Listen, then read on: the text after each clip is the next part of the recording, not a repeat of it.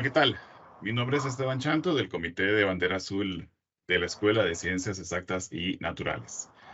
Esta actividad está organizada por el Centro de Educación Ambiental y los comités de programa de Bandera Azul Ecológica de la sede central y de la ESEN. Bienvenidos y bienvenidas. Hoy contamos con la compañía de José Roberto Santamaría. Él es ingeniero eléctrico con énfasis en electrónica y telecomunicaciones. Posee una maestría en gerencia de proyectos con énfasis en tecnologías de información y gestión empresarial. Además, tiene una maestría en administración estratégica en telecomunicaciones. Con 12 años de experiencia en operador de servicios de telecomunicaciones y más de 14 años de experiencia docente universitaria. Buenos días, José Roberto. Bienvenido. Muy buenos días a todos, espero que se encuentren bien. Me confirma que me ven y me escuchan bien. Perfectamente, perfectamente. Muchísimas gracias. Quiero recordarles que por favor mantengamos siempre el micrófono apagado para evitar ruidos o interrupciones en la grabación de esta charla, la cual les estaremos compartiendo en los próximos días. A todos nuestros invitados y a todas aquellas personas que nos siguen por las redes sociales, les recordamos que pueden hacer uso del chat para hacer sus consultas o comentarios. Al final les estaremos respondiendo y también pueden levantar la mano en orden y les daremos un espacio para poderlos escuchar. Finalmente, les recuerdo completar el formulario de asistencia al final. Pues bien, sin más demora, la charla de hoy se titula Buenas prácticas ambientales para promover la eficiencia energética en el lugar de trabajo. Adelante, José Roberto. Bueno, nuevamente muy buenos días a todos. Hoy vamos a tener esta pequeña charla sobre lo que es eficiencia energética. En primer lugar, un poco la agenda. Vamos a hablar un poco de lo que es eficiencia energética, consumo energético como tal. Después algunos conceptos ya propiamente en la parte electricidad, que es una parte de energía, o sea, la parte energética, pero no es todo lo que tiene que ver con energías y ahorita lo vamos a ver más adelante para finalmente cerrar en algunos consejos de buenas prácticas que se pueden aplicar ahí sí específicamente para lo que es el ahorro eléctrico a nivel dentro de las áreas de trabajo de nosotros. Entonces, en primer lugar, eficiencia energética, ¿a qué se refiere? En realidad, cuando hablamos de energía, no solamente hablamos de electricidad. Si bien es cierto, aquí en el pequeño concepto que les puse a su mano izquierda, habla sobre lo que es el consumo eléctrico, en realidad la matriz energética en términos generales a nivel país incluye otras fuentes que permiten precisamente a través de cambios químicos generar energía. Y ahorita lo vamos a ver en otro gráfico un poquito más amplio. Pero en términos generales, tengamos el concepto que es el uso de aquellos recursos o energéticos como tal que podemos eficientizar, o sea, usar de una mejor manera, porque estos también son recursos escasos, pero sin cambiar lo que es nuestras condiciones de trabajo, o sea, sin afectar nuestro confort laboral. El asunto no es, digamos, en dados casos, ahorrar energía, pero también crear condiciones laborales estresantes, porque por un lado entonces afectamos la salud humana por querer tener un ahorro de recursos, pero tampoco es derrochar recursos para sentirnos en confort. Aquí el punto de la eficiencia energética es encontrar un equilibrio que nos permita tener unas condiciones ideales sin generar aspectos estresantes en nuestras labores, pero que a su vez haya un uso racional de estos recursos que nos permiten a nosotros laborar eficazmente en nuestros puestos de trabajo. Entonces, van muchos aspectos que no solamente tienen que ver con electricidad, sino también con condiciones naturales del espacio.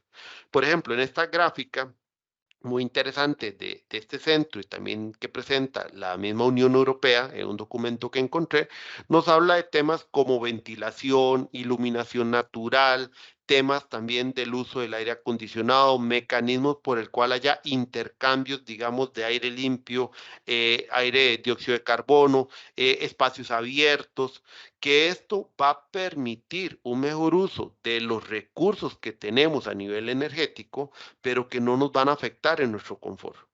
Por ejemplo, el aire acondicionado que aparece allá en la partecita de arriba, no es tenerlo en punto de congelación. No, es tener una temperatura natural que nos provoque confort, que eso va a disminuir el consumo del equipo.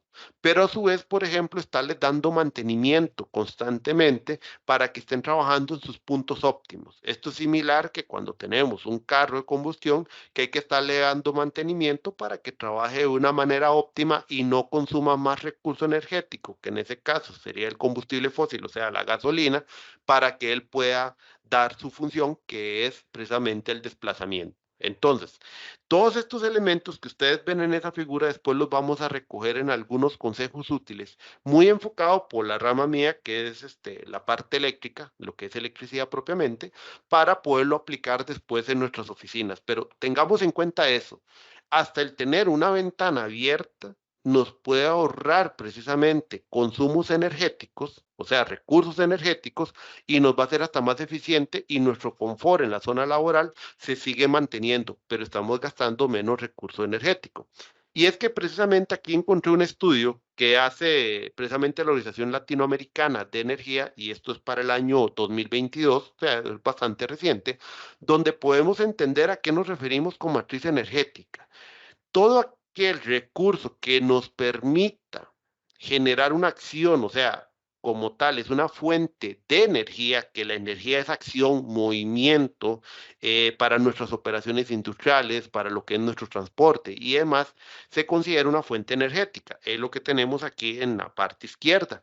Entonces, ahí también consideramos la parte de derivados de petróleo. Entonces, aquí lo que no hay que confundir es que solamente a veces pensamos en energía con electricidad. No, la parte de petróleo sigue siendo una parte importante en nuestras fuentes de consumo a nivel país matriz energética, porque, por ejemplo, el transporte público, que es el mayor consumidor, en este caso, de recursos energéticos, tiene un 53% de su uso y casi que todo es derivado del petróleo. O sea, cuando tengamos flotillas, que hablemos de flotillas de buses eléctricos y otra cosa, ahí vamos cambiando un poco el panorama. Pero según este panorama que nos presenta acá, vamos a ver que nosotros seguimos siendo muy dependientes del petróleo como fuente principal para producir energía. Y aún así, en las demás áreas, si bien es cierto, no se utiliza tanto derivado de petróleo como tal, siempre es una parte dentro de nuestros equipos. Por ejemplo, en la industria, si en la industria tenemos algún equipo pesado que se mueve con petróleo, entonces estamos haciendo uso de ese recurso que es un combustible fósil para poder trabajar en la industria, a como pasa con algunas máquinas, plantas, equipos de respaldo que tienen que trabajar con búnker. En las casas alguien puede decir, pero mira, todavía hay parece derivado del petróleo. Si lo consideramos dentro de la parte de movilidad por los automóviles o casas que todavía utilizan, por ejemplo, para cocinar leña y demás, estamos pudiendo pensar en derivados del petróleo. Entonces, ¿qué tenemos como fuentes de energía? Carbón mineral, hidroenergía, que es la parte hidroeléctrica, geotermia, caña de azúcar, el biodiesel, eólica, solar, que aquí combinamos fuentes que también nos permiten generar electricidad, que es lo que nosotros vemos después en esta franja amarilla. Si ustedes ven la segunda franja después de derivados de petróleo, nos habla ya propiamente de lo que es electricidad. Y la electricidad, como pueden ver, aquí hay un proceso de conversión en el medio, recoge estas otras diferentes fuentes, como la hidroeléctrica o la hidroenergía, la geotermia, la solar, la eólica. Entonces, todas estas fuentes de energía se recogen para generar una fuente intermedia que se llama electricidad o energía eléctrica. Ahora sí, en lo que es energía eléctrica propiamente, vean que la mayor parte del consumo eléctrico se va a la parte comercial, servicios y la parte residencial.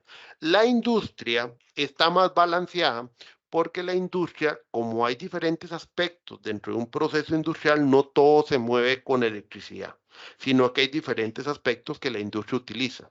Pero si lo vemos a nivel de, por ejemplo, como la UNED, que tiene que ver con la parte de servicios públicos, sí, la mayor parte del consumo energético que tiene una institución pública como es la UNED o la parte de comercios y servicios tiene que ver con electricidad.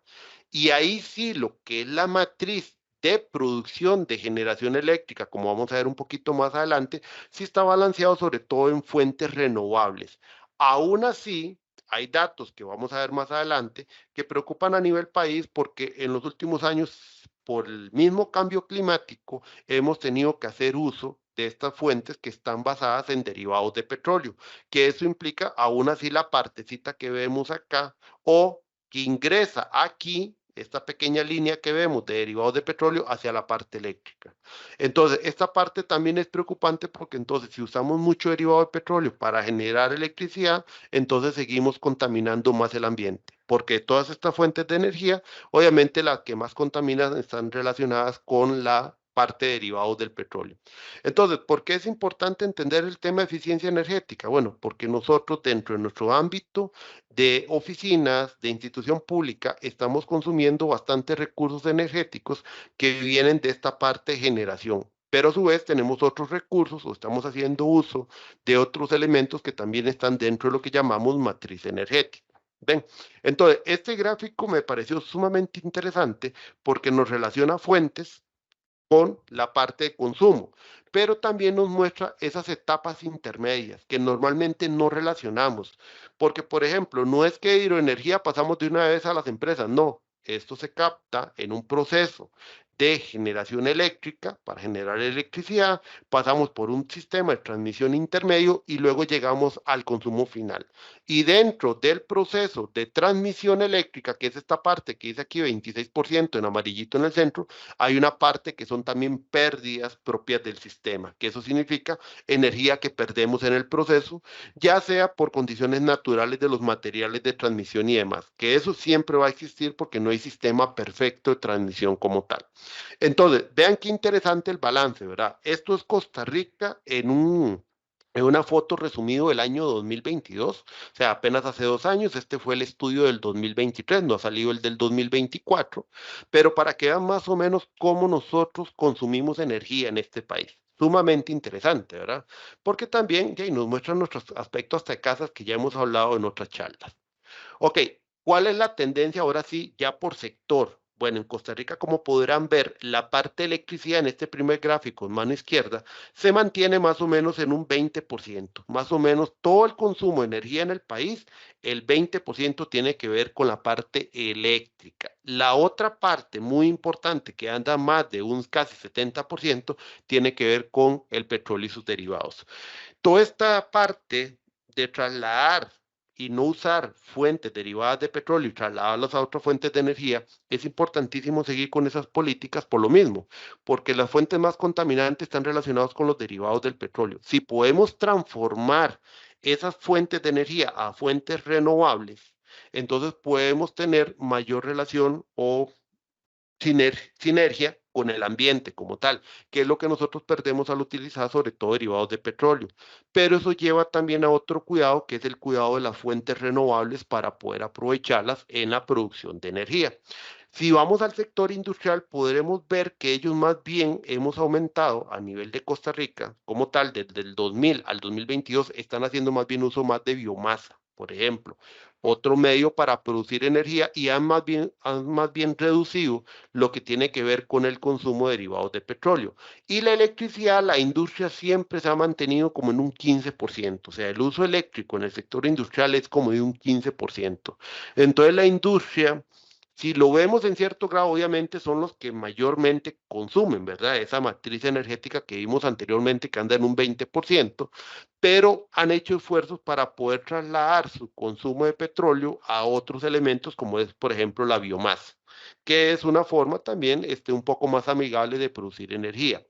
Si nos vamos al sector comercial y servicios, precisamente donde nos ubicamos nosotros como universidad, nuestra mayor fuente o el consumo de energía está en la parte eléctrica. O sea, vean que en la electricidad nosotros más o menos andamos rondando, más o menos puede andar en un casi 50, 60, 70% de nuestra energía, o sea, nuestro consumo energético se basa en electricidad en la parte comercial y servicios.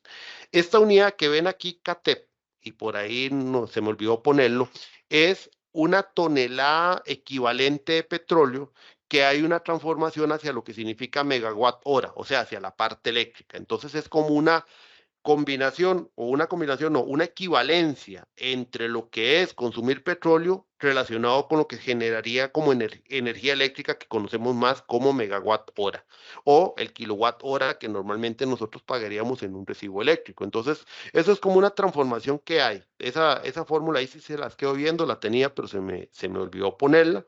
Pero es importante notar que nuestro consumo final a nivel eléctrico, sobre todo en la parte comercial, digo, a nivel energético, en la parte comercial, tiene que ver mucho con la electricidad. O sea, el aspecto que nosotros debemos cuidar más en nuestro sector comercial, servicios, público como tal, tiene que ver con el consumo eléctrico. Por eso es que las instituciones públicas en gobiernos anteriores han hecho ese esfuerzo de que nosotros como empleados públicos seamos conscientes del gasto eléctrico que tenemos en nuestros sitios de trabajo, porque precisamente ese es nuestro mayor consumo a nivel energético, electricidad en la parte comercial. Otras partes, como transporte y demás, verán que la parte eléctrica es menor y sobre todo tiene mucho que ver con la parte de petróleo y derivados. Entonces nos vamos a concentrar un poco en la parte comercial para que tengamos en cuenta por qué aquí lo vamos a orientar después la charla a la parte sobre todo eléctrica. Y ya otros sectores y el sector residencial tiene un comportamiento similar al comercial que está basado en energía eléctrica, pero vean que la diferencia es que aún así en la parte residencial en algunos momentos han usado otros tipos de energía y han habido sus variaciones, mientras que la parte comercial sí se mantiene mucho de eléctrico. Y otra cosa en la parte comercial importante es el aumento que ha habido de consumo de energía. O sea, la parte comercial no ha tenido picos, digamos, que ha bajado el consumo, sino que siempre ha venido un consumo sostenido. Si ha crecido el comercio en Costa Rica, crece el sector servicios y crece el sector público, eso va también a crear una demanda adicional de consumos energéticos. Por ejemplo, políticas como las del 2008, periodo 2006, 2010, cuando hubo mayor ingreso de empleados públicos por, creo que era la ley escudo gobierno, algo así, en la administración de Oscar Arias, al haber mayor empleado público y que estábamos antes del COVID, obviamente va a generar mayor consumo de energía en las oficinas. Y pasa lo mismo con la parte, vean que más o menos para el 2020 hay una pequeña caída por lo que pasó el COVID, que entonces traslada el consumo más bien hacia la parte residencial y después vuelve a retomar en los últimos años otra vez el crecimiento porque hemos retornado a condiciones similares a antes del COVID. Entonces, así es como más o menos se mueve el consumo energético. ¿Qué es lo que lleva esto a pensar? Obviamente, los que consumimos energía en la parte de oficinas, partes laborales, somos las personas que estamos dentro de las oficinas, ¿verdad? Entonces, esa es la parte importante. Ok, ya haciendo un poco de repaso y entendiendo esta parte energética y las fuentes de consumo que tenemos y cuáles son más contaminantes y otras menos contaminantes, aquí quiero pasar a algunos conceptos básicos que ya he explicado en otras charlas, pero es importante siempre tomarlo en cuenta porque es lo que finalmente la institución paga. La energía se mide a nivel de Costa Rica en lo que se llama kilowatt hora, que al final el kilowatt hora o energía corresponde a la potencia del equipo, o sea, lo que el equipo consume eléctricamente por el tiempo de uso del equipo. Entonces, por ejemplo, podríamos tener una pequeña bombilla de 50 watts, pero esa bombilla en 10 horas va a consumir 500 watt hora o 0.5 kilowatt hora. O sea, en 10 horas de uso, una sola bombilla ya me consumió medio kilowatt hora. Ahora, si nosotros convertimos eso a una tecnología tipo LED, que la LED consume 9 watts, entonces estamos bajando 5 veces el consumo. Entonces, esa misma bombilla de 9 watts en 10 horas consumiría apenas 0.09 kilowatt, o sea, 90 watt hora. Estaríamos reduciendo casi en una quinta parte. Ahora, imagínense un edificio que no tiene una sola bombilla, tiene 20 bombillas. Entonces, esas 20 bombillas de 50 watts no las ponemos 10 horas, las ponemos a trabajar una hora. Esas 20 bombillas en una sola hora van a generar el doble de lo que una sola bombilla generó en 10 horas. Entonces, de ahí consumimos un kilowatt hora. Y es uno de los elementos que más vemos en la oficina a nivel de consumo eléctrico. Ya aquí sí hablando solamente de electricidad. Entonces, sucede que normalmente lo que más vemos en los espacios laborales es, obviamente, y ocupamos es luz. O sea, como seres humanos requerimos luz para trabajar, que eso se mide en una unidad que se llama lúmenes, pero también el tener o el exceso de luz a través del consumo eléctrico nos va a afectar nuestro consumo energético. Y ahí es donde vienen ciertas recomendaciones como las que vimos en el dibujo inicial, que decía, tengamos luminosidad natural usando ventanas, por ejemplo. Y eso lo vamos a ver ahorita más adelante. Entonces ya sabemos que lo que nos cobran a nosotros en el recibo eléctrico es lo que se llama el kilowatt hora, o sea, la energía como tal que estoy consumiendo. A nivel de Costa Rica, como lo vimos en el gráfico anterior, gracias a Dios tuvimos una visión desde los años 40 y resto para acá, porque anteriormente, si bien es cierto, Costa Rica ya era electrificado, o sea, Costa Rica, San José fue la tercera ciudad a nivel mundial en ser electrificada, por allá del año 1888, 1890, por ahí. Pero mucha generación durante la primera mitad del siglo XX, de 1900 a 1950, fue por generadores privados, pero usando plantas de diésel, plantas de búnker, precisamente, no eran fuentes renovables. A partir del desarrollo del ICE de 1948 para acá, digo 49 para acá, ya con la Segunda República, la visión ha sido utilizar la mayor cantidad de fuentes de generación eléctrica renovables, que de igual manera, y no es parte de la charla, tiene su impacto ambiental, porque no vamos a decir que una represa como tal no genere impacto ambiental, porque sí lo genera. Pero veámoslo desde el otro punto de vista positivo. Ha sido una visión de utilizar fuentes renovables que no nos haga tan dependientes de lo que son los derivados del petróleo, como sí pasa en otros países. En otros países, la parte de derivados de petróleo tiene un alto porcentaje y más bien para ciertas instalaciones de cierto tipo en otros países se indica por normativa y para ser acreditado que más bien la fuente primaria tiene que ser una fuente independiente del sistema de energía, porque le da más confianza, por ejemplo, tener un generador en búnker o en diésel funcionando que realmente conectado al sistema eléctrico, cosa que en el país también tenemos confiabilidad a nivel del sistema eléctrico. Entonces, tenemos las cosas malas, tenemos cosas buenas, entonces siempre hay que hacer un balance entre lo positivo y lo negativo. Ahora bien, nuestro país en el año 2022 tenía una capacidad instalada donde el 88% es renovable y el 11% es térmico, pero eso se llama capacidad instalada, o sea, no es lo que se generó. La generación y la capacidad instalada son dos conceptos distintos. Yo puedo tener perfectamente una planta instalada que trabaja con diésel, pero si yo nunca la pongo a funcionar, yo no estoy generando de esa planta y no lo ocupo. Lo que pasa es que todo sistema eléctrico como tal, a nivel mundial, no puede solamente depender de un tipo de fuentes, como en este caso las renovables, que si bien tenemos una matriz que es bastante diversa, gracias a Dios, y bastante analizado, y que además anda buscando otras fuentes que ahorita les comento, siempre tiene que tener un respaldo. O sea, el respaldo tiene que existir porque dado X o Z falla, lastimosamente un sistema independiente que se alimenta por búnker o diésel y que podemos echar a andar y interconectar el sistema, nos va a dar la energía que ocupamos en ese momento. Ahora sí, si nos vamos propiamente a la parte de generación por fuente, el año pasado, digo, hace 2 años, 2022, el 99,27% fue por pura fuente renovable. Entonces, lo térmico solamente fue 0,73.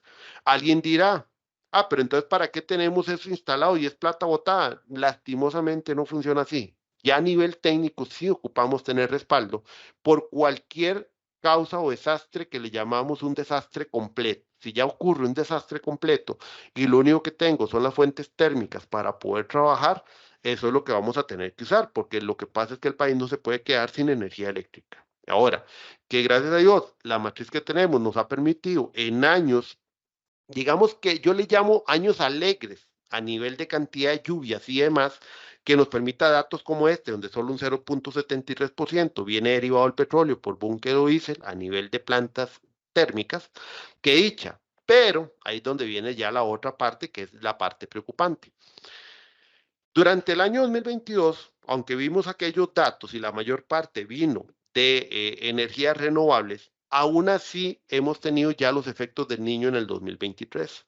Ya el año pasado, con los efectos del niño, bajas de lluvia, baja en los caudales de los ríos que alimentan embalses y que muchas de las plantas cogeneradoras eléctricas de nuestro país se llaman de filo de agua, que esos son plantas que únicamente lo que entra de agua lo tienen que una vez producir en energía eléctrica, o sea, no tienen un embalse tan grande como tal.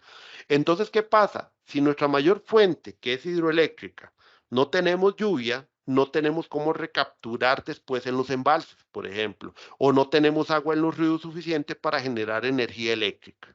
Y eso nos pasa con los cambios climáticos. O sea, el cambio climático no solamente es preocupante por aumento de temperatura, no, es que nos afecta en toda la vida.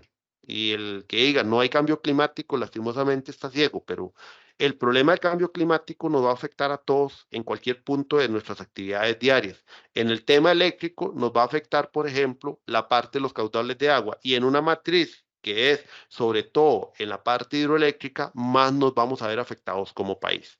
Entonces, si un embalse como Cachivo Arenal, que son embalses estacionales que se utilizan en las épocas secas, más bien para poder dar sostenibilidad al sistema eléctrico, porque en la parte lluviosa las demás plantas están llenas de agua, pero en la estación seca no, entonces nos vamos a quedar también sin esos embalses en la época seca y no nos queda otra que entonces entrar con la parte térmica.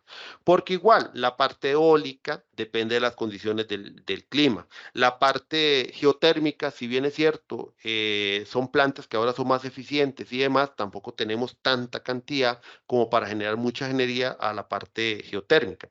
Por eso se andan buscando otras investigaciones que no sé si hace poco vieron noticias sobre la parte marítima, que Elisa ha hecho ya varios seminarios sobre el tema, porque se quiere usar las fuentes marítimas. ¿Cómo se usa la fuente marítima? El viento en el mar, las olas como tal también permiten generar, o sea, siempre sigue siendo energía eólica o hidroeléctrica, pero lo tomamos desde el mar directamente. Entonces, los sistemas, mecanismos que se han desarrollado en otros países, por ejemplo, Holanda, tipo de turbinas que se meten directamente en el mar para aprovechar las olas, es otra tecnología completamente distinta, pero puede aprovecharse para generar mayor capacidad en Costa Rica. Y según estudios, sí hay una cierta capacidad que podemos utilizar en Costa Rica eso.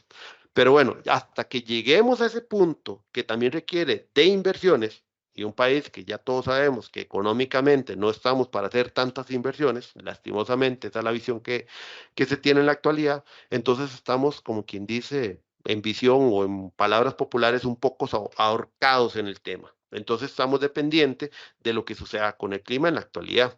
Y entonces ahí es donde entra el respaldo térmico. Bajo este escenario y eso que ha sucedido, Costa Rica en algún momento dentro del mercado eléctrico regional, porque toda Centroamérica está interconectada precisamente, y hay intercambios de energía. Costa Rica a veces exporta, a veces importa. Pero si ustedes vean el 2023, ¿qué pasó?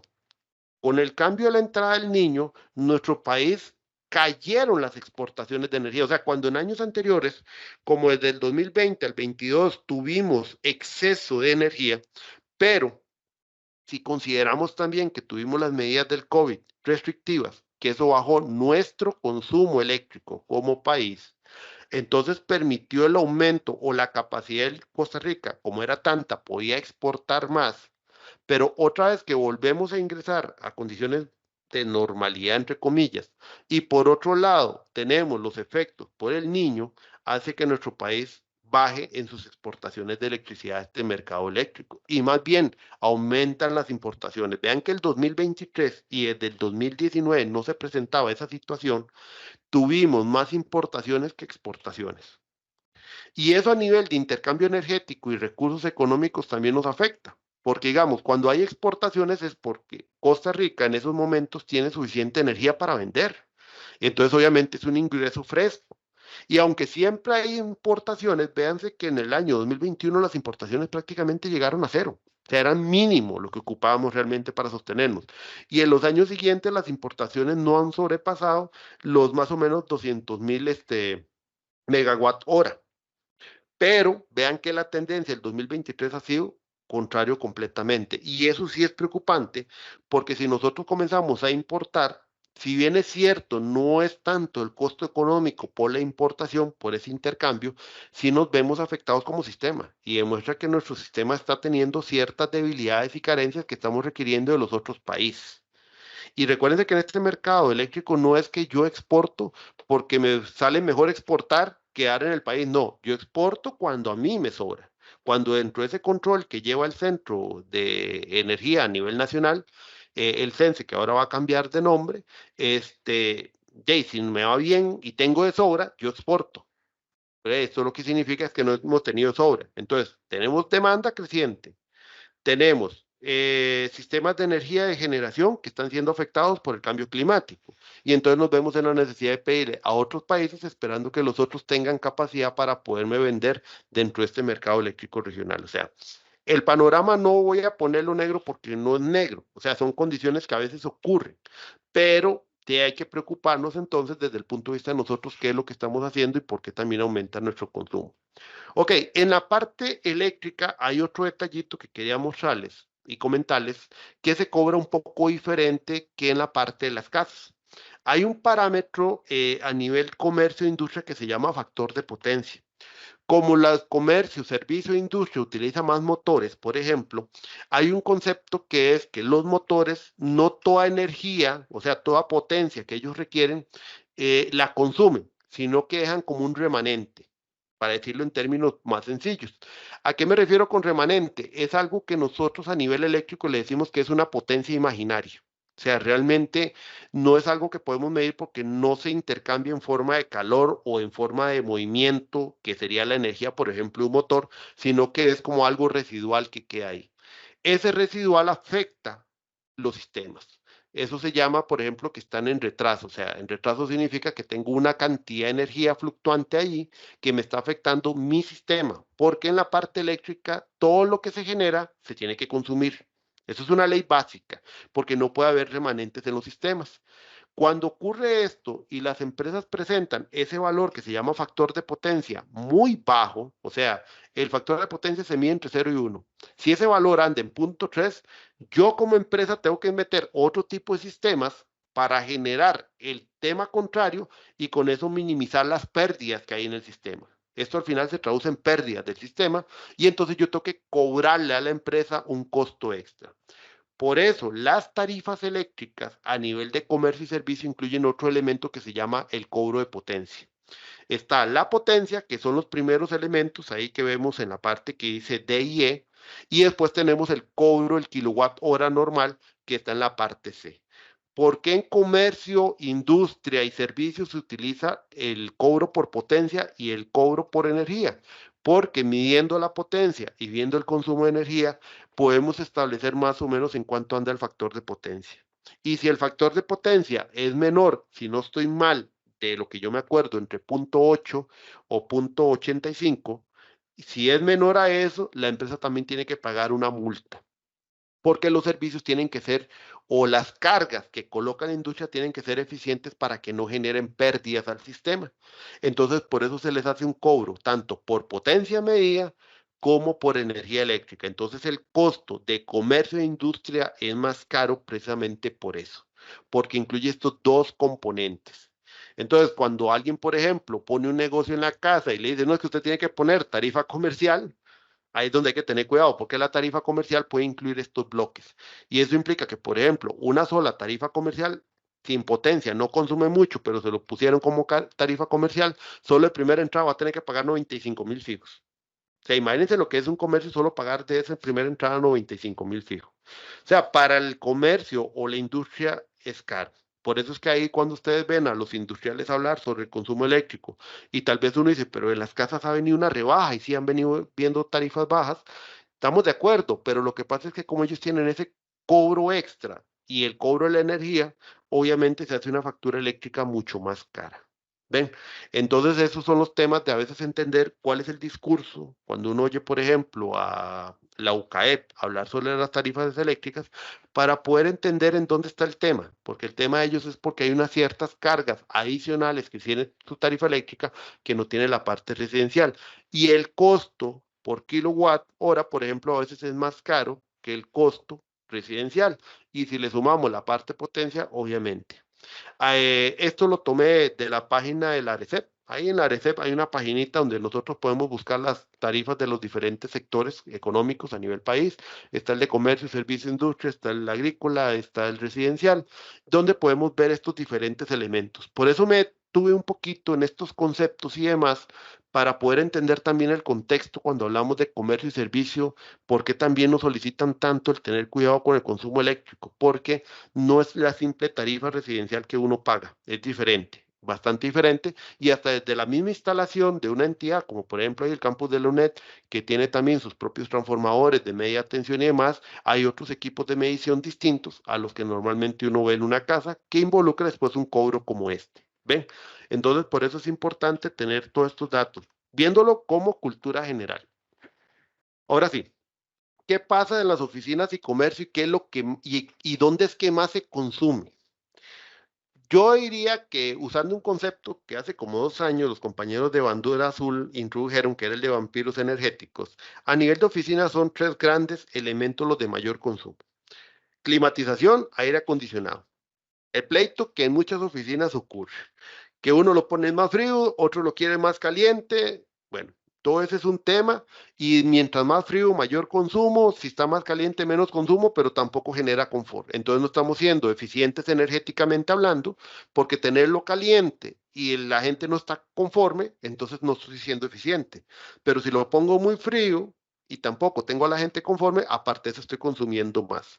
Otro gran tema, los equipos de cómputo, lo que tiene que ver con computadores, monitores, impresora, todo equipo de oficina eléctrico genera consumo, baffles, no sé, auriculares que tienen consumo directo a la red, o sea, todo lo que ustedes ven dentro de una oficina y ese equipo que consideramos equipo de oficina es el otro gran depredador a nivel de consumo eléctrico. Y después viene la parte de iluminación. Ese es el tercero, la iluminación como tal. Incluye aquí centros industriales, centros de datos y demás, pero ya sabemos que los centros de datos por sí mismos es una naturaleza de suficiente carga y en los centros de datos normalmente solo hay equipos, no estamos las personas, pero entonces hablamos más del tema de iluminación porque en oficinas donde sí estamos las personas, normalmente la iluminación es otro gran tema de consumo, que anda en más o menos un 10%. O sea, vean que las principales fuentes de consumo dentro de una oficina en un 80% es aire acondicionado o climatización, 20% por las computadoras y 10% por iluminación, 80% total solo en esos 3 elementos. Y me hizo gracia porque el de la derecha, que es el que estamos más comentando ahorita, es del 2023 de una encuesta de esta empresa Energy. Si nos vamos a un documento de la CNFL del 2004, sí, presenta lo mismo, aunque habla de generación de fuerza porque ahí metieron el tema de las plantas de generación de electricidad, pero quitando eso, vean que los otros 3 grandes elementos siguen siendo iluminación, enfriamiento y equipos de oficina. Obviamente ellos metían cocción y eso considerando negocios como sodas, como restaurantes y demás, pero si nos vamos propiamente a oficina, vean que se mantiene la tendencia. O sea, si hablamos del 2004, el 2023, 2 décadas después, seguimos manteniendo los mismos patrones de consumo y en los mismos elementos se sigue presentando los consumos similares. O sea, que tenemos que poner atención a los elementos de enfriamiento, equipos de oficina e iluminación sobre todo. Ok, aquí ya entrando al último tema, ¿qué nos propone, por ejemplo, y hay una guía que el ICE tiene para lo que es oficinas? Crear un plan de eficiencia energética que tiene que estar asociado a una política institucional de eficiencia energética. Yo aquí lo que les digo de mi parte, que estuve investigando un poco, pero no encontré, entonces parto de mi ignorancia, que igual alguien me puede corregir y eso no hay ningún problema. Yo no encontré algo similar a nivel de la UNED, porque yo supuse que alguien iba a preguntar, ¿y la UNED tendrá política energética? Sinceramente, la investigación no encontré. O sea, yo parto de la ignorancia de no haberlo encontrado, pero no puedo decir que no tiene porque no sé. Ya eso corresponderá a otras áreas hacer esa pregunta. Pero, por ejemplo, una buena práctica que proponía el ICE como obviamente comercializador de energía y que replican subsidiarias como la CNFL y demás, es tener un plan de eficiencia energética, sobre todo a nivel de consumo eléctrico, que incorpora 8 pasos. Primero, definir un equipo de trabajo. Ese equipo de trabajo es el grupo cabeza que va a llevar a cargo todo este plan. Un segundo, establecer medidas inmediatas de acatamiento obligatorio, como por ejemplo la que nos manda o nos ha mandado la ETI que yo he visto, por ejemplo, que apague su monitor o déjelo en modo stand-by mientras se va a comer para que disminuya el consumo. Bueno, estas son medidas de ahorro inmediata que ahorita vamos a repasar. Generar después una política energética, después establecer un diagnóstico energético para establecer los puntos de mayor consumo, con eso crear un programa de ahorro, luego implementar ese programa, darle seguimiento, control, mejora continua y finalmente comenzar a revisar resultados, pero el seguimiento, control de mejora continua, devolvernos otra vez al programa de ahorro para volverlo a mejorar, es un ciclo tipo Deming de mejora continua y después seguimos otra vez al proceso para llegar otra vez a revisión de resultados que puede ser cada 6 meses, cada año, dependiendo de cómo la empresa lo propone. Esto lo propone como buena práctica, les digo, el ICE, no es que es una política tampoco a nivel nacional. Ahora, ¿qué son medidas inmediatas y las cosas que nosotros podemos hacer en nuestras zonas de trabajo? Por ejemplo, si tenemos un equipo eléctrico que se puede apagar, conste, se puede apagar. No estoy diciendo que, por ejemplo, la computadora siempre la apaguemos. No, porque la computadora más bien está hecho para trabajar.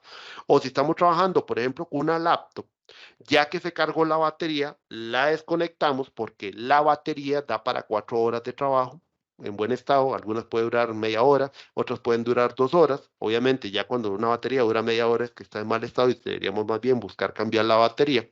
Entonces, normalmente las baterías de una laptop duran 4 horas. Lo recomendable es que la batería está hecha para una cierta cantidad de ciclos de vida. O sea, ya una vez por cargado, la idea es desconectar, que ella empiece a descargar y hasta que ya está casi descargada, volver a conectar, porque ese es su ciclo de vida. Carga y descarga, y estas baterías están hechas para más de 10.000, 20.000 ciclos de cargas de trabajo. Y entonces eso ahorra energía, porque mientras yo mantenga enchufada la laptop al toma, va a estar consumiendo energía. Es igual que, por ejemplo, llegamos al trabajo. Y puse porque llevaba el teléfono descargado y lo puse en un toma de la oficina y puse el teléfono a cargar y lo dejé ahí horas de horas cargado. Igual pasa, la batería del celular está hecho para una vez llegado al 100% desconectar y que luego me sirva ya a partir del consumo de la batería.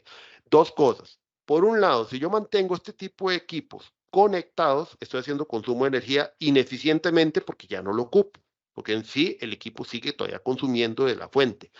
Y segundo, el mismo equipo no estoy haciendo eficiente en cómo es su operación, porque son equipos para desconectar, que descarguen, volver a conectar, y más bien lo que voy es dañando porque estoy rompiendo su ciclo de vida como tal. Entonces, esos dos elementos hay que considerarlos. Por eso cada equipo o cada elemento tiene su manual de elementos que tengo que considerar en su operación correcta para darle mayor cantidad de tiempo de vida.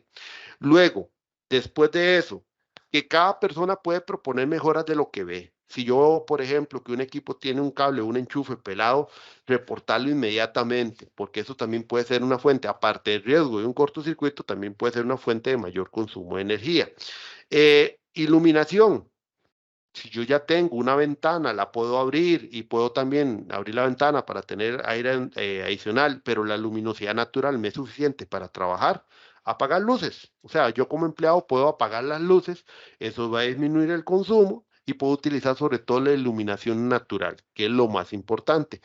Ubicar, y cuando se hace un mapa de las oficinas, tratar de ubicarlas en zonas que estén cerca de ventanas para que permita la mayor luminosidad, pero asociado también a la ventilación, ¿verdad? Porque ahí va el consejo del aire acondicionado.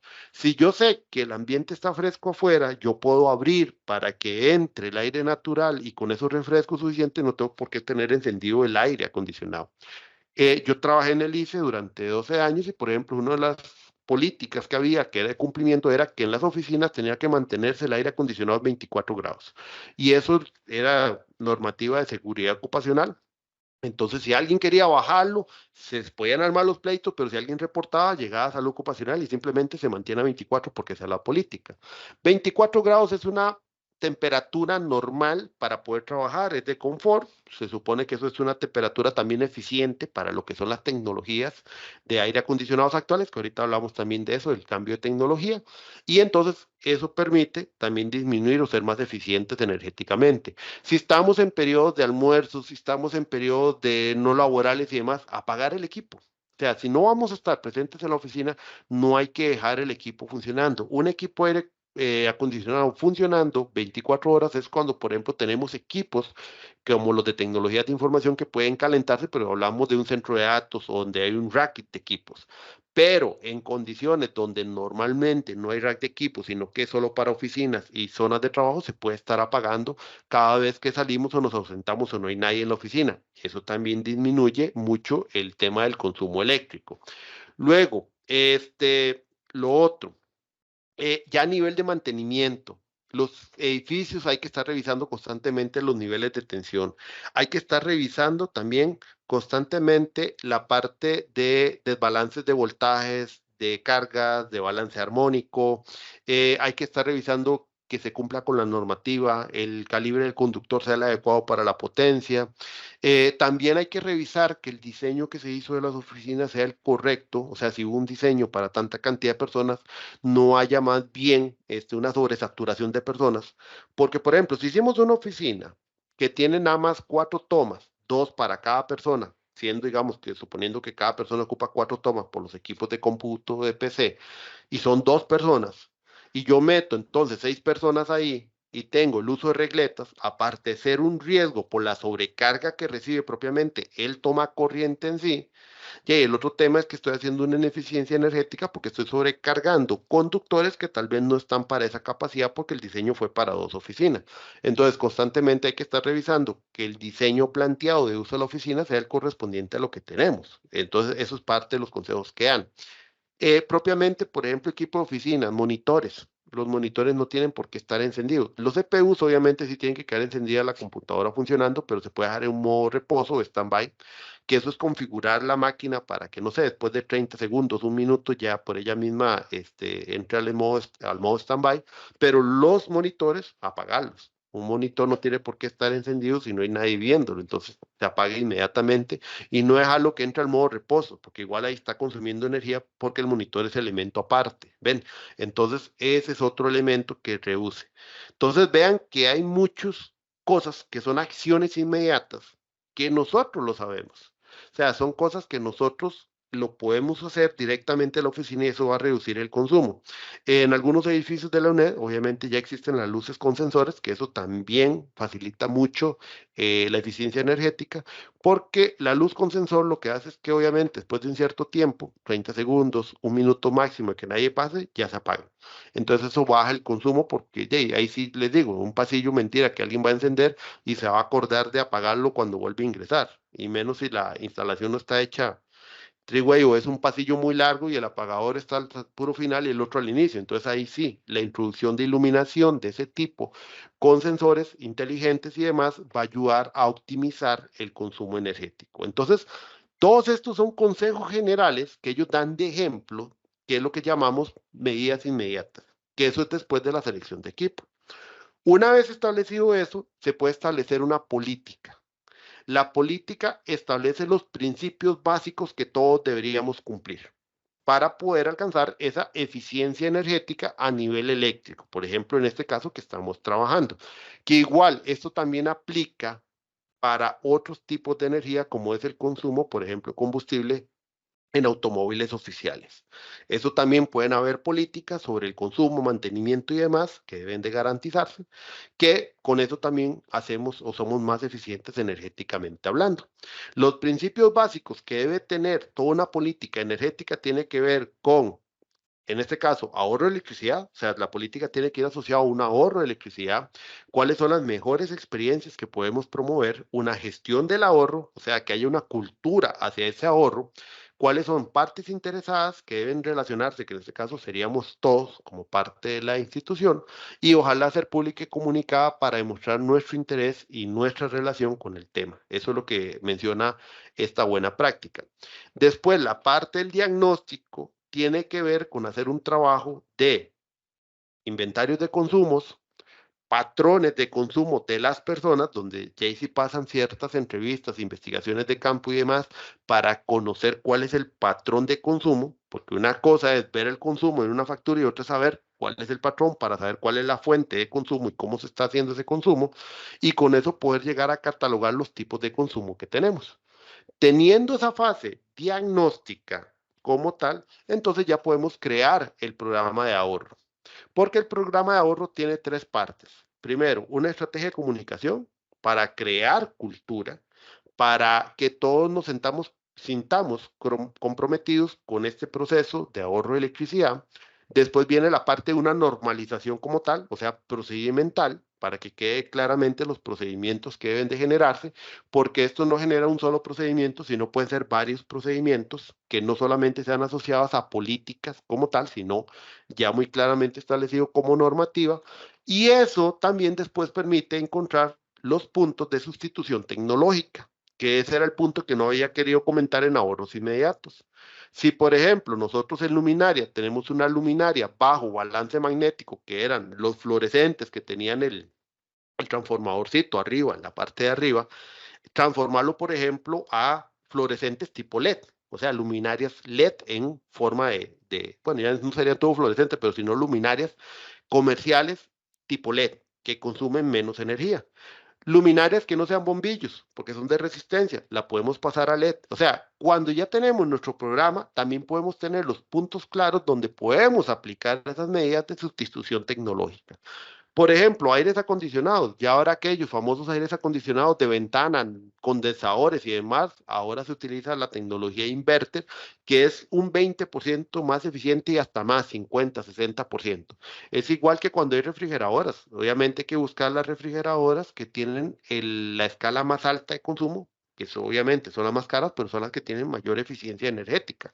En esa parte de transformación de calor a frío, ¿verdad? Que es lo mismo que pasa con un aire acondicionado. Es un elemento condensador que transforma de caliente a frío y ese proceso de transformación energética ocupa electricidad. Pero la tecnología, por ejemplo, inverter es una tecnología que te reduce 20, 30, 40% el consumo eléctrico como tal. Pero no podemos saber qué sustituir si no lo tenemos claro, porque eso también va asociado obviamente a la instalación eléctrica que nos permita hacer esa sustitución, no porque ocupe otro tipo de conexión, porque la que está actualmente tal vez no cumple ni siquiera. Entonces, esos son los elementos que cuando ya llegamos al programa de ahorro eléctrico es porque pasamos por el diagnóstico y sabemos qué cambiar. Por ejemplo, las pantallas, ya no usamos las pantallas tipo CRT, que eran las de tubos, no, ahora utilizamos los tipo LCD y plasma ahora, que también eso reduce la energía. Entonces, la sustitución tecnológica es otra acción que podemos hacer en las oficinas. Obviamente, nosotros no vamos a comprar el equipo, porque el equipo es de la UNED, pero podemos incentivarlo como parte de los puntos de mejora en nuestra eficiencia energética y, obviamente, escalar las cuestiones que uno ve como oportunidades de mejora hacia algún canal que les permita después llegar a esa mejora. Pero por eso, por ejemplo, el ICE lo propone como una política y todo un plan, porque obviamente hay un compromiso institucional y habría un equipo de trabajo al cual se le puede comunicar específicamente sobre estas medidas que se pueden desarrollar. Entonces, obviamente, los cambios de tecnología en nuestra infraestructura eléctrica nos va a ayudar a mejorar la eficiencia eléctrica.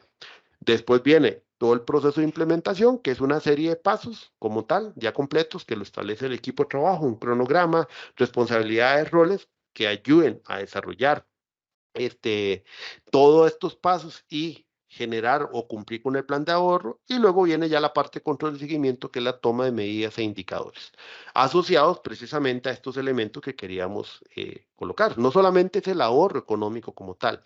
En un caso como nosotros, como una universidad como tal, no solo implica el ahorro económico, porque no solo es el punto es nuestra contribución que haríamos frente a los objetivos de desarrollo sostenible, frente al ambiente, que es el carácter propio de nuestra misión y visión como universidad y que está dentro de la misión y visión de nuestra universidad.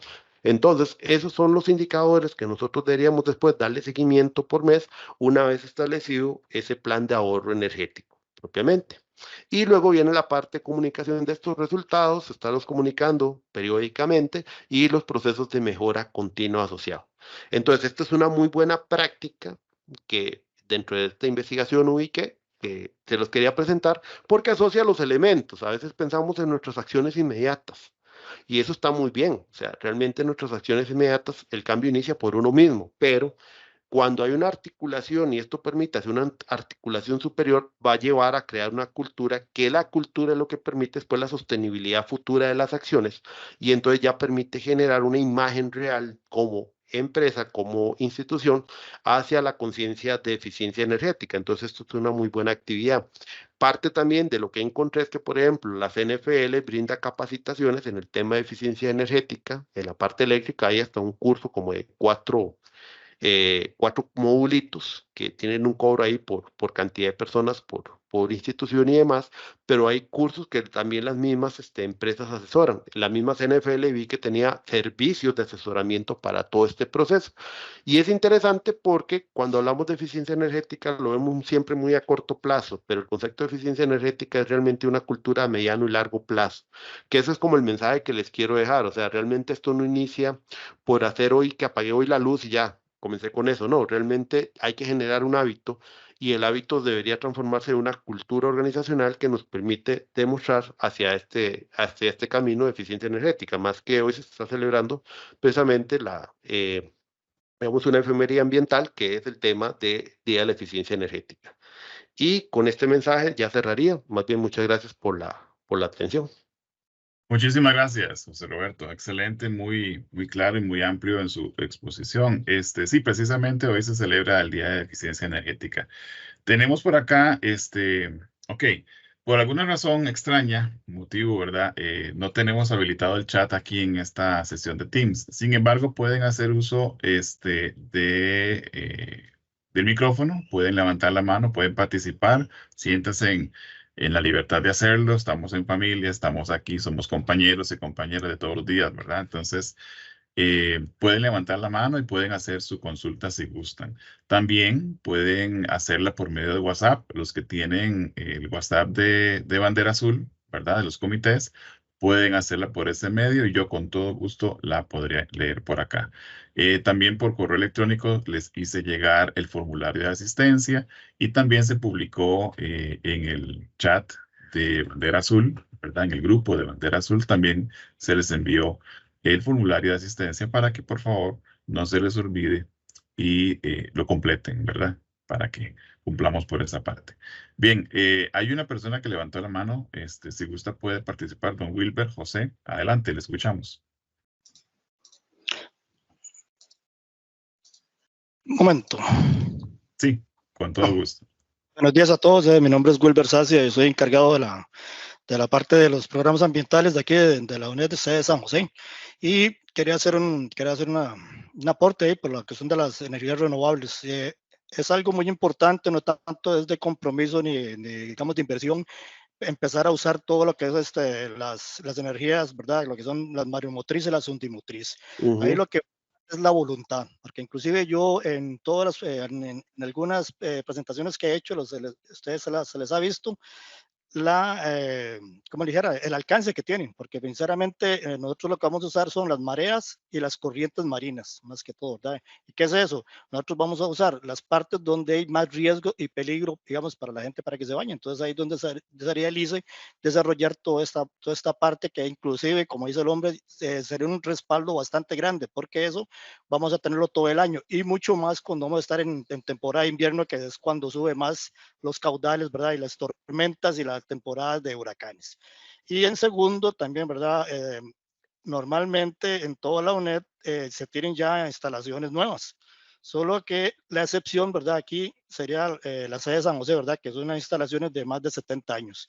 Nosotros estamos aquí hay un intercambio, ¿verdad? De todas las luminarias y el tendido eléctrico, porque nosotros, ¿verdad? Estamos consumiendo bastante electricidad. Entonces, en esos cambios, nosotros necesitamos bastante ayuda, más de servicios generales y en parte también se ha consultado si hay posibilidades, ¿verdad?, de hacer un sistema un sistema de paneles solares, ¿verdad?, para que absorba también todas los gastos enormes que tenemos, ¿verdad? Porque además de que tenemos las oficinas, tenemos laboratorios, tenemos 4 laboratorios que necesitan equipo y tienen que estar encendidos, ¿verdad? Además de las aulas y tenemos el transporte, también la parte de transportes. Entonces, sí necesitamos bastante ayuda técnica y para mejorar nosotros esa gestión. Además, eso es lo que quería comunicarles. Gracias. Gracias a usted. Muchas gracias, don Wilber. Y sí, el comentario que usted hace con los 2 puntos, lo de la energía marítima, yo me acuerdo, fui hace como 2 años a un seminario precisamente de ese tema, Y sí, es interesante que este país, como dice ustedes, falta voluntad, porque el recurso lo tenemos. Es una fuente que ahí sí es cierto que podríamos tener energía y producción constante durante todo el año. Y el otro tema, como dice usted, las instalaciones de Neonet, por eso mencionaba ya algunas instalaciones tiene bastante tecnología nueva. Y en lo que menciona usted con respecto, digamos, a ciertas sedes, sí hay que mejorar en el tema, sobre todo de tecnologías, y el punto que menciona de las industrias que han venido cambiando y utilizando fuentes renovables para consumo propio, que no tiene que ver necesariamente con generación distribuida, sino que es un traslado de cargas directamente de ciertas condiciones, como por ejemplo luminarias y demás, que se traslada directamente a la generación. No necesariamente las industrias todo lo hacen con generación distribuida, sino que más bien puede ser independizar ciertas cargas del lugar hacia los sistemas, digamos, independientes, en este punto, digamos, paneles independientes para eso. Obviamente eso disminuye por un lado la factura eléctrica y el consumo y también permite orientar que las cargas realmente que requieren del consumo eléctrico directamente del sistema estén conectados solo a eso. Entonces, no todo el sistema queda respaldado o el otro sería el modelo de generación renovable, pero, digo, de generación distribuida. Pero como dice don Wilber, en realidad eso sí lleva bastante inversión y, como dice usted, apoyo. Bien, todavía tenemos unos minutos, ¿verdad? Para que hagan ustedes sus consultas, pueden levantar la mano por acá y habilitar el micrófono y con toda confianza, ¿verdad? Repito, reitero, con mucho gusto les estaríamos atendiendo a sus consultas. Hay una compañera por acá en el chat también, por aparte, me hizo llegar una consulta. Quería saber si se ha pensado aquí en la universidad en generar algunos tipos de indicadores para darle seguimiento, principalmente para la Escuela de Ciencias Exactas y Naturales. Yo no te podría responder eso, Esteban, porque vos me pediste nada más la ayuda de la charla. Yo creo que eso sería tal vez programa Bandera Azul o algo, si lo han Sí, más pensado. bien por ese Que era lado más o menos te lo mismo que yo, bueno, aquí hablando un poco de la discusión, yo le decía a Esteban ayer, entre todas las investigaciones que ajá, estoy a eso haciendo iba. estos días, que yo lo de la política, por ejemplo, eficiencia energética, no la encontré por ningún documento, por eso les dije, parto de la ignorancia. Sí, lo que me pidieron fue, digamos, una charla sobre estos conceptos básicos, entonces estoy investigando, pero no sé si de parte de un programa como Bandera Azul o el misma comisión ambiental puede partir después a un tema de crear un tipo de plan de eficiencia energética que termine con una política y demás, pero eso ya quedaría como una articulación más que todo institucional, ¿verdad? Claro, tenemos la participación de Wendy Garita. Adelante. Buenos días, muchísimas gracias Esteban y José Roberto, como siempre, por brindarnos tanta información tan útil y tan apropiada. Sí, justamente, bueno, nosotros sí tenemos una política ambiental e institucional que integra lo que es el tema de la eficiencia energética, pero sí nos falta esa política específica en eficiencia energética. Dentro del programa Bandera Azul Ecológica y el proyecto de descarbonización, así como el PGI, ¿verdad? El Programa de Gestión Ambiental Institucional, se llevan indicadores relacionados con eficiencia energética, ¿verdad? Consumo eléctrico por funcionario y otros indicadores. Entonces, sí hay iniciativas, tal vez un poquito, ¿verdad? Que tenemos que articularlas un poco más, vincularlas, pero sí se está haciendo un trabajo en ese sentido. Lo que nos falta tal vez es el tema de agruparlas ya como en una política institucional específica en eficiencia energética. Pero sí hay todavía trabajito que recorrer en este tema. Muchísimas gracias por toda la información y todos los tips, ¿verdad? Que son súper importantes. Y bueno, seguir enfocándonos, ¿verdad? En ese 80% de consumo que básicamente, como lo dijo el compañero, ¿verdad? Está en iluminación, aires acondicionados y los equipos de oficina, ¿verdad? Entonces, pues la idea era un poquito también el día de hoy, en el marco de esta efeméride ambiental, volver a concientizarnos, a sensibilizarnos y a trabajar en estas buenas prácticas para ir mejorando nuestra eficiencia. Ya hemos tenido otras actividades, ¿verdad? Más enfocadas a la eficiencia en los hogares, pero sí hoy quisimos enfocarla un poquito más a tema oficinas y específicamente, ¿verdad? En las sedes universitarias y, por supuesto, sede central. Muchas gracias. Con gusto. Gracias, Wendy, gracias. Igual yo le voy a hacer llegar a Esteban, Wendy, los enlaces de lo que encontré ayer, por ejemplo, las capacitaciones que da CNFL, porque creo que podría ser interesante dentro de los comités llevar esas capacitaciones de eficiencia energética y les puede también orientar un poco a la creación de estos temas de políticas específicas, ¿verdad? Porque la política ambiental yo la estuve leyendo ayer, pero como decís vos, es a rasgos muy generales. Ujú. Ujú, Sí, nosotros hemos ya invitado a la compañía años anteriores a la pandemia. Nos han hecho algunas capacitaciones, inclusive presenciales, pero sí es importante tal vez retomarlas y no sé a nivel de cursos, ¿verdad? Porque ya es un poco más de demanda de tiempo para los compañeros que están en las sedes y bueno, que son poquitos y están a cargo de no solo de todo lo ambiental, sino de ujú, todo el quehacer, todo. ¿verdad? Institucional. Entonces, sí, es seguir retomando ese apoyo de la compañía. También ellos tienen unas Ujú. guías prácticas que ayudan mucho también como insumos, ¿verdad? Para continuar en este quehacer. Gracias, Wendy, muy amable. Tenemos la participación de Alan Fernández. Adelante, compañero. Te escuchamos. Hola Esteban, muchísimas gracias y a José Roberto por la charla también. Espero que mi consulta sí esté bien amarrada a lo que es la temática. Yo quería saber la opinión de José Roberto o el criterio, ¿verdad? Con respecto, ahora que también escuchaba consultas de otros compañeros, con respecto a la utilización de fuentes de energía alternativas, llamémosle así, ¿verdad? Entonces quería saber para José Roberto como experto, cuáles son los pros y los contras, por ejemplo, de la utilización de paneles solares para la generación de energía eléctrica, ¿verdad? ¿Cuáles son como los beneficios que se podrían obtener? Y como todo, debe tener una contraparte, ¿verdad? Entonces, pues en ese sentido me gustaría escuchar la opinión de José Roberto como experto. Y muchísimas gracias por la organización de la actividad. Bueno, Alan, el tema va más o menos así. En el tema de instalación de paneles propiamente, ya sea si usted es para su casa o para industria, siempre parte de un plano costo-beneficio económico. Normalmente esa es la primera determinación, ¿verdad? Más allá del carácter de responsabilidad social y ambiental, que esa es como la segunda fase del análisis. El análisis normalmente siempre surge de cuánto es mi consumo eléctrico versus cuánto un panel o la cantidad de paneles que yo ponga, una granja, por ejemplo, me vaya a generar y cuánto es el análisis de tasa interna de inversión, de retorno, tasa interna de retorno que voy a obtener versus la inversión inicial que voy a realizar. Eso es lo primero. Entonces es más que todo un tipo de análisis de costo operativo. Si a partir de eso, con el costo técnico, operativo y demás, hasta de espacio que requiere esto, me es viable, entonces ahora sí vienen las otras consideraciones que pueden abarcar como beneficios y demás. Desde el punto de vista de una industria o empresa, obviamente está el carácter de responsabilidad social, aprovechando un poco la tendencia que tenemos ahora en la actualidad con este tema. Pero digamos que hay otro tema y aquí siempre surge, es el tema de la fabricación de estos paneles y los materiales que utiliza y las industrias asociadas.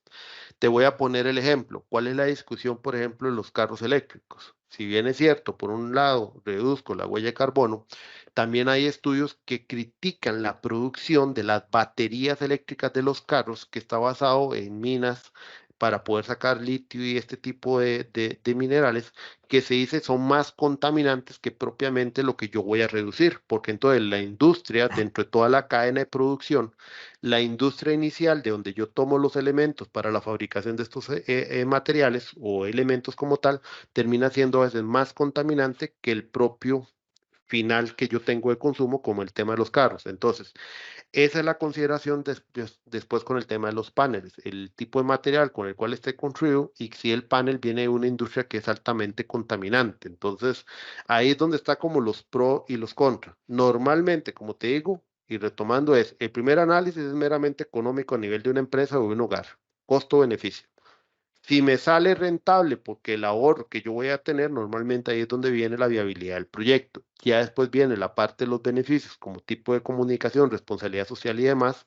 Pero si usted quiere ahondar ya un poquito más, entonces hay que ir a las etapas iniciales de producción de esto, desde el origen de los materiales con los que están hechos cada elemento, para ver si la industria asociada a la producción del elemento es una industria contaminante o no y con eso usted puede marcar toda la huella de carbono. A veces nos enfocamos en el consumo final Y aprovechando que veo personas aquí hasta la carrera de ingeniería industrial, nos olvidamos que todo eso viene de una cadena de producción. Y entonces, si yo veo la cadena de producción, el inicio, a veces son también industrias muy contaminantes. Entonces, es muy complicado el tema, porque si uno ve, por ejemplo, el tema de los carros eléctricos, es todo un, dime qué te diré. Por un lado, los que apoyan por la huella, pero por otro lado, la parte de la industria productora de baterías, y pasa lo mismo con los paneles. Entonces, por ahí es donde va más o menos la discusión, Alan. Sí, Muy bien. muchísimas gracias, Roberto. Sí, y justamente, bueno, no quería tocar el ejemplo de los autos eléctricos, pero creo que va Va por por ahí. el mismo Sí. camino, ¿verdad? Ujú. Justamente la extracción de litio es un problema ambiental bastante grande y justamente esta industria apenas se está desarrollando, ¿verdad? Entonces, sí, hay que investigar muy bien el origen de los productos o de las materias primas, ¿verdad? Porque aunque a veces tengamos buenas intenciones, no sabemos cuál es el proceso Ujú. de manufactura, ¿verdad? Entonces sí, le agradezco mucho por sus comentarios y sus opiniones. Con gusto. Muy bien. Vamos a ver si tenemos algún otro compañero. Puede hacer uso del micrófono levantando la mano y le daremos espacio. Y vamos a ver aquí por el chat. Creo que ya no tenemos más preguntas. Me parece que ya estaríamos. Antes de despedir, quisiera recordarles que tenemos una charla el próximo 25 de abril. En el cual vamos a estarles anunciando por correo sobre la Carta de la Tierra, ¿verdad? Entonces, el próximo 25 de abril sería nuestra próxima charla y les estaremos llegando por correo electrónico la invitación, el afiche y demás para que ustedes puedan participar. Les agradezco de verdad a nombre del Comité de Bandera Azul, y también a nombre del Centro de Educación Ambiental, su presencia, su asistencia. Bueno, recordarles llenar la solicitud, el formulario de asistencia que se les acaba de enviar por correo o por el chat. No se les olvide, por favor, de verdad, para nosotros es muy importante registrar su asistencia. Y pues agradecerle a nuestro compañero José Roberto Santamaría, de verdad, muchísimas gracias por su disposición, por ayudarnos a comprender un poco estos temas, ¿verdad? Que son muy, muy importantes para nosotros. De verdad, un abrazo, muchísimas gracias a todos y pues nos estaremos viendo en la próxima. Muchas gracias. Hasta Muchas luego. gracias. Chao. Hasta luego, muchas gracias. Hasta luego. Hasta luego, muchas gracias. Muchas gracias.